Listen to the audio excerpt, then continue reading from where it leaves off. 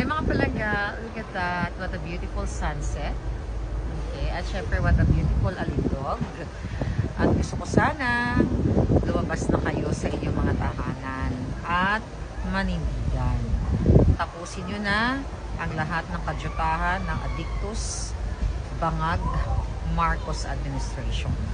Ang kidnapping or kidnappers, mga kidnappers na katulad ni Satanas at ni Bangag, ang mga smugglers, ang mga kongresistang kasabwat ng mga kontratista, ang mga nagbubulsa ng libot ng ng bilyon-bilyon o trilyong budget kada taon.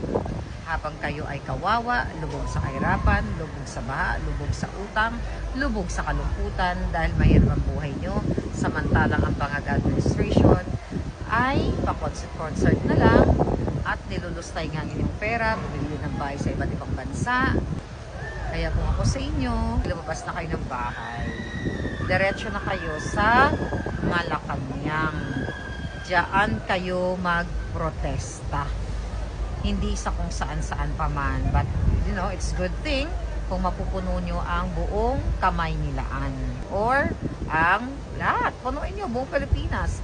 Keso na sa Visayas kayo, nasa Mindanao kayo, o nasa Luzon kayo, saan man kayo naroroon. Pilipinas, para ipakita ninyo na tama na sa pagiging Addictus Benedictus na presidente. Sobra na po ang ginagawa nilang pagnanakaw sa pera ng bayan. Walang kapatawaran ang ginawa nila. Sabi ko nga, kulang ang pitay sa kanila. Putuli na ang mga sungay dahil hanggang sa kadululuhan ng kanilang angkan ay magnanakaw yung mga yan. Si Tambaloslos, si Saldico, lahat ng mga gabinete ni Bangag ng mga nagnanakaw, ang mga kasabwat nila, lahat